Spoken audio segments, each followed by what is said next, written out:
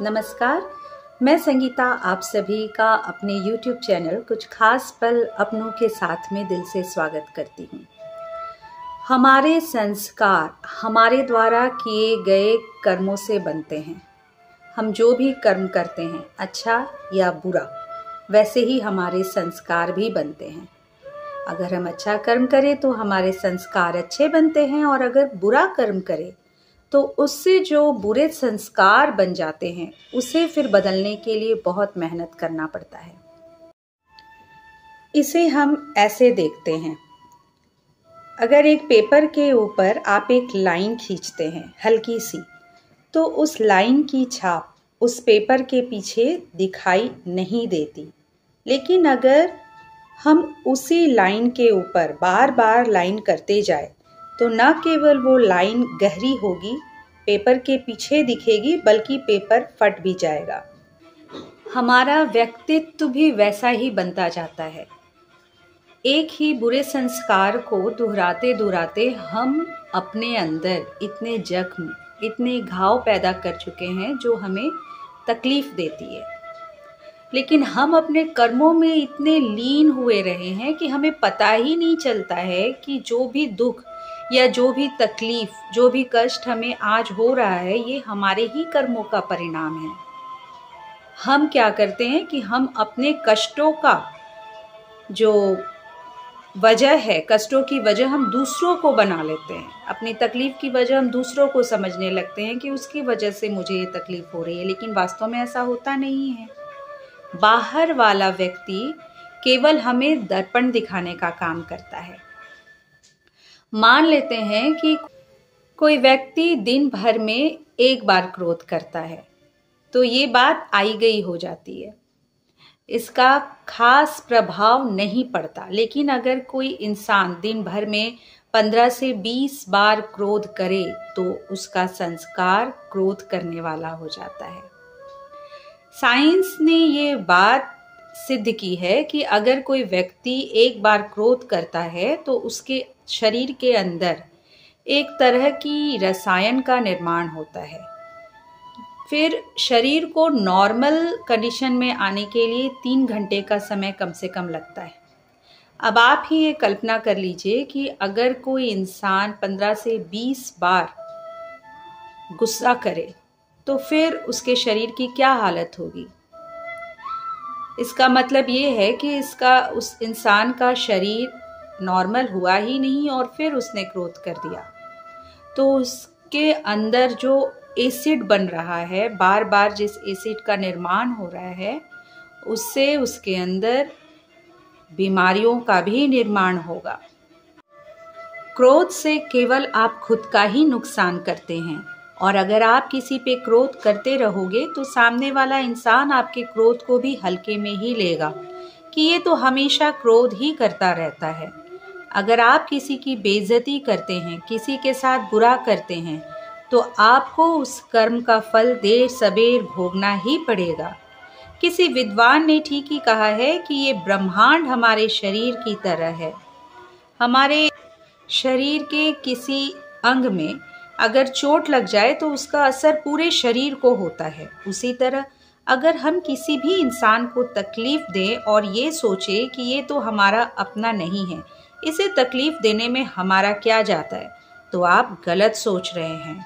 आज आप उसे जो भी तकलीफ दे रहे हैं वो आपको लौट कर वापस मिलेगा ही। यही प्रकृति का नियम है। ये न्यूटन के तीसरे नियम पर ही आधारित है। प्रत्येक क्रिया के विपरीत और बराबर प्रतिक्रिया होती है। हम एक दूसरे से जुड़े हुए हैं। जब आपको आत्मबोध हो जाएगा तो आपको ये समझ आ जाएगा कि आज आपको जो भी बीमारी हो रही है, आपको जो दुख हो रहा है, जो तकलीफ हो रही है, उसके पीछे आपके ही संस्कार है, आपके ही बुरे संस्कार है। ये बुरे कर्म का ही परिणाम है। और जिस दिन ये आपको पता चल जाएगा, उस दिन से ही सही मायने पे आप अहिंसा के रास्ते में चल सकेंगे।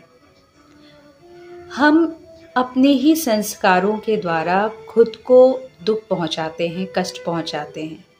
कोई नासमझ ही होगा जो अपने आप को कष्ट पहुंचाए, पर हम लोग नासमझी में ऐसा ही करते हैं।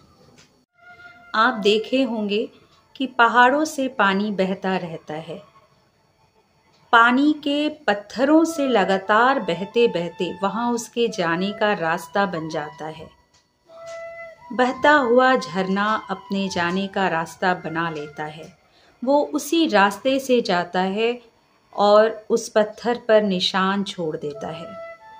कई जन्मों के संस्कार, जन्मों से हम जो कुछ भी करते आ रहे हैं वो हमारी आत्मा में अंकित हो गए हैं। हमें उन निशानों को अगर मिटाना है तो हमें अपना जीवन होश पूर्वक जीना होगा। अगर हम आज जैसे हैं वैसे ही बना रहना चाहे, हमेशा ये कहें कि मैं तो ऐसा ही हूँ, क्या करूँ, मुझे तो क्रोध जल्दी आ जाता है, मैं तो खुद को बदल ही नहीं सकता, मैं तो ऐसा ही हूँ। ऐसी बातों से हम उन संस्कारों को और बढ़ावा दे रहे हैं, उन्हें पक्का कर रहे हैं और ब्रह्मांड को संदेश दे रहे हैं कि मैं जैसा हूँ अच्छा हूँ, मैं नहीं बदलना चाहता खुद को। तो ब्रह्मांड कहेगा तथास्तु।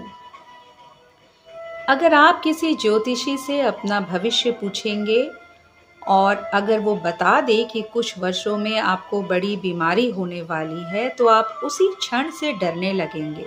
उससे बचने के लिए पूजा पाठ किसी पंडित से भी करवाने को तैयार हो जाएंगे। अभी से इतना डर क्यों?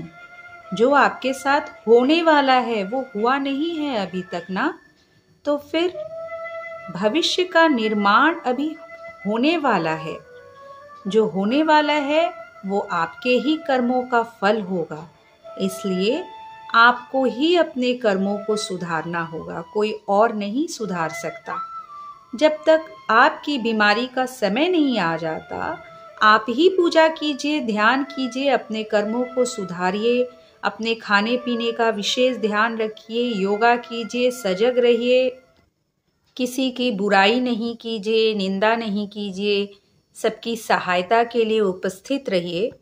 आज से ही अच्छे कर्म करना शुरू कर दे तो हो सकता है जो संभावना थी बीमारी होने की वो कम हो जाए, या जो कष्ट बड़े रूप में होने की संभावना हो सकता है वो छोटे रूप में ही होकर खत्म हो जाए।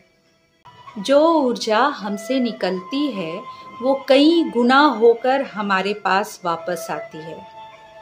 अगर हम किसी व्यक्ति के ऊपर मिट्टी या धूल फेंकना चाहे तो उसे सबसे पहले हमें ही अपने हाथ में उठाना होगा।